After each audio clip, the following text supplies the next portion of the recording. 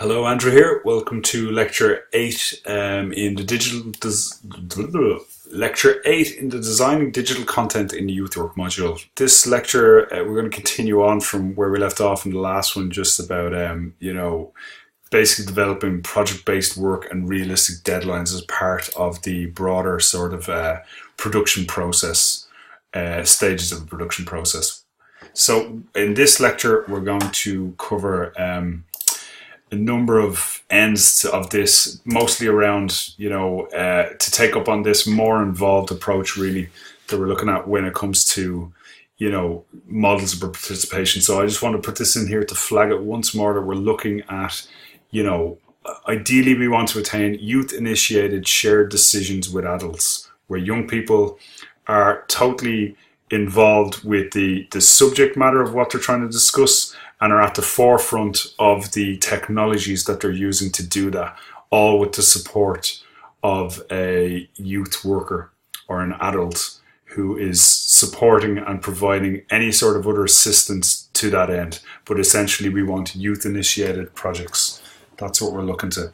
So within this, I'm just going to kind of break it down to just get a little bit further under the bonnet than we did in the last lecture around this, and just point at particularisms towards youth work environments with these production processes in particular. So on this point of the brainstorming and it being a continuous brainstorm, which is kind of a vital part of it, I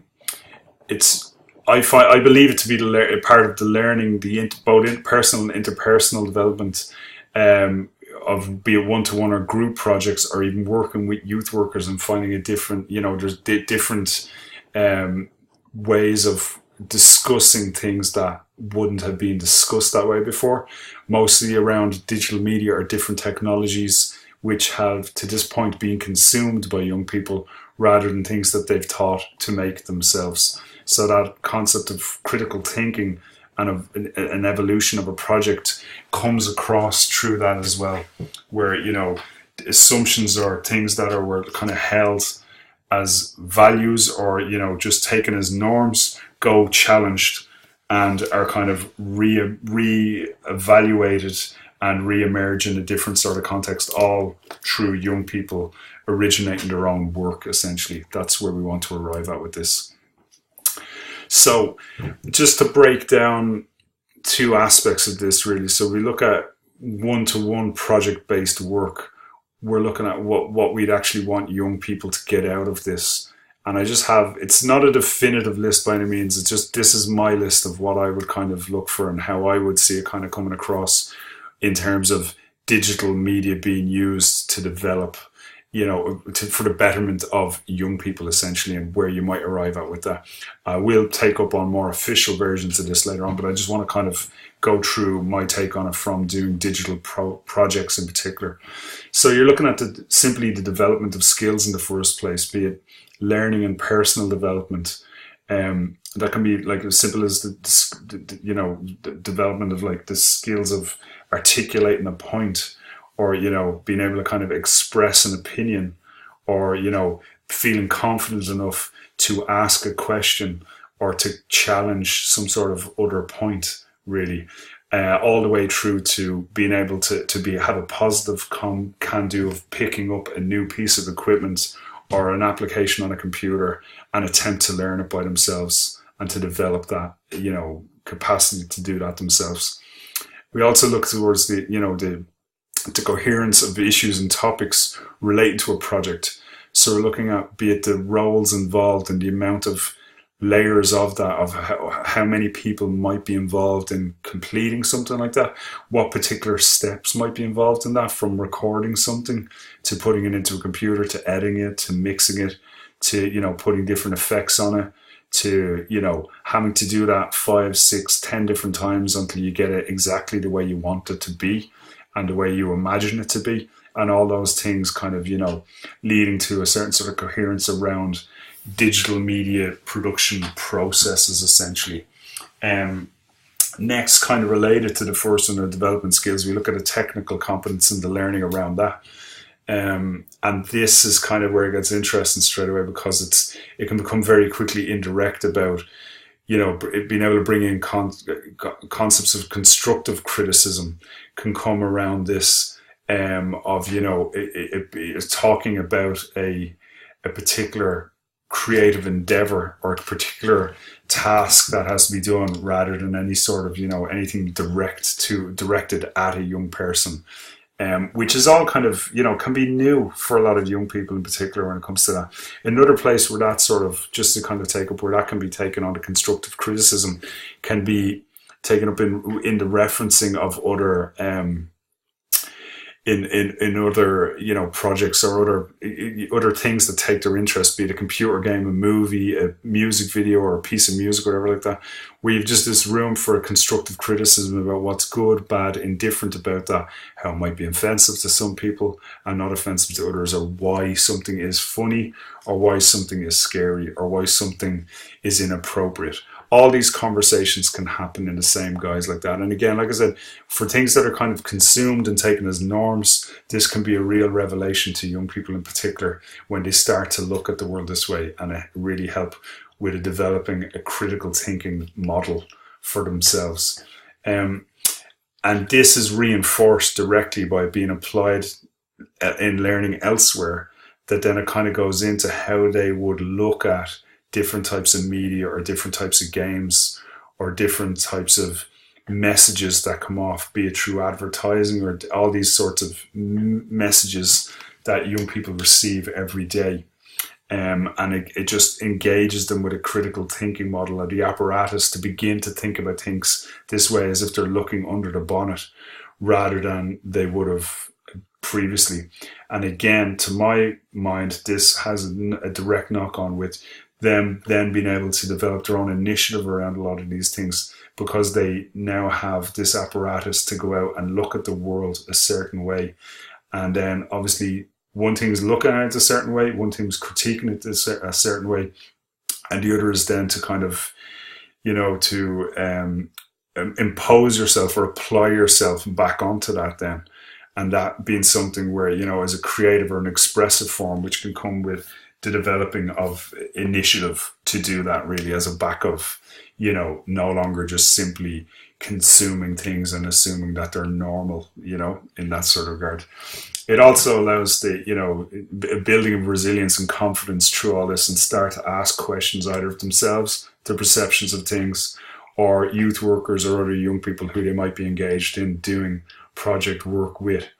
And all this should lead towards a can-do attitude to learning and using new technologies in a safe space where they are encouraged and supported to do all that. So that's kind of the long and short of it in terms of, the complexities or the more latent aspects of what can come out of digital media projects. Okay, and then in a group project-based work, we can just assume that we have all of those one-to-one outcomes that we discussed on the last slide there. But then there's the additional thing, which is kind of like a multiplier effect of this going into, roles and responsibilities and the communication around that, and how things are designated, or how it's understood what, what one person is meant to do in relation to the other in terms of a role which is defined, or a role that they have agreed amongst themselves. Or likewise with just being able to, take initiative in all and take responsibility with regards to these things. And all that, again, can be very interesting and challenging for a lot of young people, especially around like how to articulate that, or how, concepts of boundaries and how to speak around what way is appropriate to speak around certain things.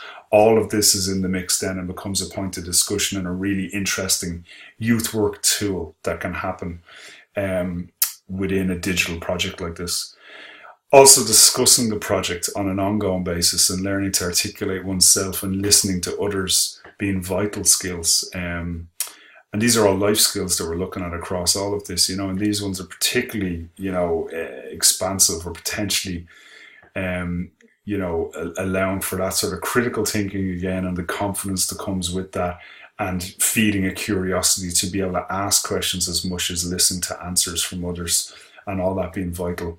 And then finally, just looking at teamwork and building your resilience and then interpersonal skills through all that, of, if you do agree to do a project together, there's a responsibility that comes with that, and it's also, you know, trying to conjure something into reality which wasn't there before. So, you know, there's certain sort of procedures that you can go through and different structures that we've discussed previously and will continue to discuss. But essentially, it's a case of to get it the way everyone was happy that it should be, being a point of negotiation, of tolerance, and mostly of like application of themselves, possibly over and over again. And this can be something quite fatiguing in some respects. So keeping all that on the, you know, on an upward trajectory and something which is dynamic, being a youth worker's job, and something which should be foregrounded right from the outset, really. So we're going to look at a few little devices of how this can be achieved, in particular the last ones, because that's where this sort of, you know, a lag on a project can become kind of difficult with that. Before we get that far, we're going to look at a few issues which are which will continue to surface and relate directly to this course, of like the technical proficiency of the youth worker, and what is required of a youth worker for, you know, to meet deadlines or to actually engage young people in project group oriented or one-to-one project-based work. And we'll see again, a lot of this harks back to just traditional best practice youth work standards of preparing for sessions, be it making sure that the space is booked, that there, you know, if there's any support or whatever youth workers need to be there are actually there, and the young people know at the same time. And then having a structured breakdown of what can happen, be it a 1.5 hour, 2 hour, 3 hour session, whatever that might be. Ensuring all the tools and equipment are available, again, is just part of planning and preparation, which the overall sort of crux of this slide will read. And just making sure everything's there, it's turned on, powered up, has working versions of software, things that have been opened before any young people come in, files that have been located, making sure there's backup files, be it saved to a USB key or another hard drive elsewhere. All these things that you just have, all these sort of fail safes to make sure that the technology is not going to be the problem with the session. And yeah, again, this is just with plan and preparation, the same way as you come in and make sure the seats are all set up, or you had like a whiteboard and some markers. Now it's a case of making sure the computers are turned on and you have all the files that you need to do that. And then being competent and confident enough to demonstrate whatever. Again, this is where it starts getting a little bit sort of, you know, complex, essentially, for youth workers to think of you need to be a master of everything before you begin. And it's simply not the case. You just need to be prepared to take a question, a query around something, and then take the downtime in between while preparing for the next session to respond to that. Or if it looks like something which is simpler than that, to have a really rewarding sort of exchange with a young person in an environment like this, where you can actually troubleshoot the problem in this space and involve as many people as possible in that. And again, building up this sort of can-do use of initiative and a resilience through the session like that, where you're overcoming problems, being a vital and playful way to approach digital technologies like this, you know. And that's where you want to really be at with it, you know. So it's a case of how much preparation you need to do towards that is the only issue that we have here. Again, points we'll touch on a little bit later, but I just want to flag that there. And establishing and maintaining an open dialogue with young people regarding the tools and skills needed, and making them aware of potential problems that might be encountered further down the line. So this is something to kind of offset that this last point of, you know, the teamwork and the kind of, you know, building resilience within a project, that it's a case of just kind of, you know, preparing a group that a project is going to take responsibility and input and will meet with problems that will need to be overcome. So this is not something that the youth worker has to take on all by themselves. They have to understand that this is just a component part of these types of groups, same as you might have with, you know, if you're working with a lot of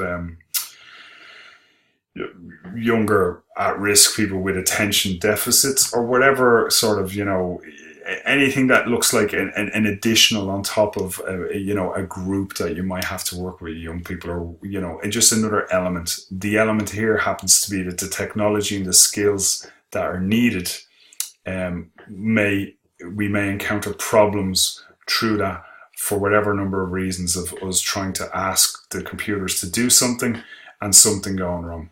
And rather than this being something which kind of, breaks everything down, it's just one component part of the whole group now, and something that the group is going to overcome with that.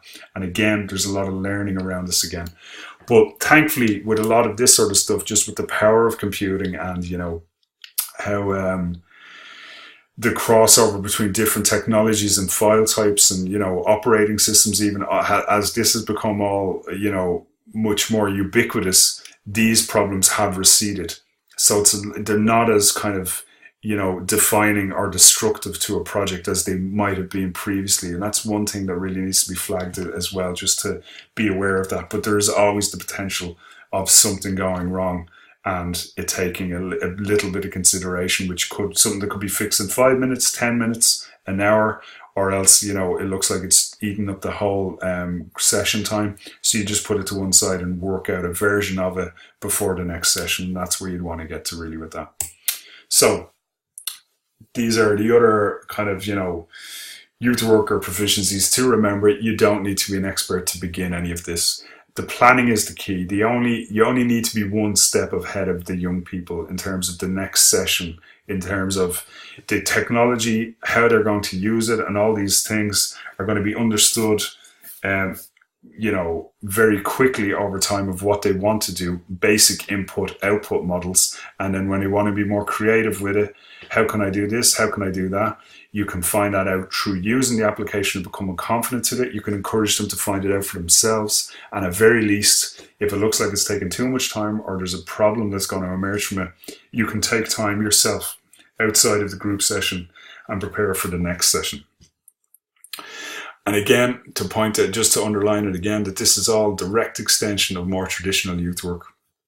Introducing young people to creative ways of expressing themselves and articulating their thoughts and ideas in a safe and encouraging space are all traditional sort of cornerstones of youth work. And all this towards building resilience, critical thinking, happy memories, skill sets, new means of expression, spelled wrong, and articulation are all sort of, the aspirational size of what we would want to achieve in any sort of project with young people to help build that sort of emancipation and, going into early adulthood with, all this sort of, all these things considered and just, vast skill sets and resources and things that can just help with self-improvement or self-awareness. So we need to know about the projects then. We need to know that what happens next is we get into this kind of an iterative nature of a project. So this is why you don't have to, there's no start and end essentially, and you have to know X amount before you begin. It's a case that the project should enter some sort of flow as we talk about a game, where the old problems are replaced with new problems in terms of more advanced and sophisticated problems rather than the simpler ones of something's not working, and there's those things that happen about just being nervous at beginning, something like that. And all this should kind of grow one thing on top of the other, where you see how advanced a lot of it is. And, people really beginning to learn new pieces of software and different creative ways of using it. And the progress is illustrated there for all to see as they, overcome one thing and replace it with a new version of it. This should all be playful and dynamic, with the constant reassertions of that progress being made. So what I would suggest with that is to have a place, be it a wall or somewhere, where different updates, be it if it's written, if it's visual, if it's something out of a computer, if it's a piece of code, some element of what is going on can be placed up there as some sort of a milestone at the end of each session. And then this becomes kind of a visual timeline which begins to speak for the whole project and become quite exciting as well. And again, allows different ways to think about any certain project where everything is kind of, it's taken out of the computer essentially and put on the wall for all to see. So the problems are also progress. Like I said, debugging, if we talk about code or something as far advanced as that towards gaming, where that is just a very natural part of what you need to do. Likewise with editing, where technically, story-wise, there's problems that need to be solved to get from A to B, or to get from A to C through B, whatever it is, where all these things, the problem is part of the whole process, and it has to be a creative part of that rather than something where all of a sudden there's a negative sort of cast in the room and in the session, and it's something to be overcome. Towards that end, in terms of just breaking it all down into youth work again, and to break it down into like really productive youth work tools, you can work off things like a more of a logical deduction, or breaking it down into its simplest parts and describing it of what needs to be done and how it needs to be done.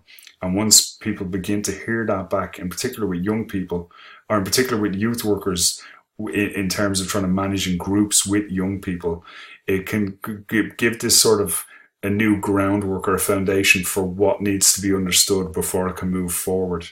And this can just come up with a very simple, can emerge with a very simple response to it, or a simple solution, or it also might kind of give birth to a more creative solution to it. And again, these are things that need to be thrown out in a group environment, or for young people to be, the main stakeholders in that sort of a discussion of what is a problem, because it's a youth-led project. So it's not a case of taking all the technical problems away, fixing them and bringing it back so that like everything's happy and rosy. It's for this to become a little bit more complex and intuitive, and mostly for that to be kept dynamic and fun. And again, if it looks like it's becoming too much, that it's not going to be understood or resolved within a session, then it's a case of taking it away, having a look at it again, and coming back to it the next session, or even the next session after that, as long as it takes, but not letting one thing kind of define a whole session and a whole group. So if we just talk about this word of progress then, or progression for a young person, I'm going to go back to the NQSF 5 core principles of this, okay? Because I've kind of given my own piece about what I would look at that in terms of digital youth work, but these are as good as anything of like, and they're the youth work standards in Ireland, so they're as good a frame of reference to go by of, things being young person centered. This is where we want to go at in terms of like the furthest point from, some sort of tokenistic sort of participation. Ideally, them being central to the whole process, and it being led and driven by them, supported by adults and youth workers. And committed to ensuring and promoting safety and well-being of young people. Well, that's just within the environment that they're in, that they have time to think and learn to develop themselves, and the confidence to kind of go at all that, and to, articulate themselves, or to learn how to articulate themselves, or to even make mistakes, and for that to be like a fun environment to do all that in, and to know that it's safe and things, and then to be challenged, and then for, concepts of critical thinking, or constructive criticism to come out of the back of that, because it's a safe enough space where everyone's included for that then to be allowed to happen. The educational and developmental ones speak for themselves in terms of essentially introducing young people to like pretty high-tech new digital media and platforms, and ways of advocating for themselves or expressing themselves in any medium that they may so choose. Committed to ensuring and promoting equality and inclusiveness in all its dealings with young people and adults. So again, it speaks for itself that you just wait, that this inclusivity is the vital element of this. And again, if we look at project-based digital youth work, there's room for a number of different roles within that, and different personality types to do these particular types of work. So you can just scale a project accordingly, and you even creatively, as a youth worker, you can extend the project in a direction to bring other people into it who might necessarily feel like they fit or belong there, and just create those sorts of dynamics as well as kind of an interesting thing. And dedicated to the provision of quality youth work and commitment to continuous improvement. So again, just to kind of get back to it, I'll pick up on that one in a minute, but just in terms of a youth worker's sort of perspective on what that might mean for, provision for quality youth work.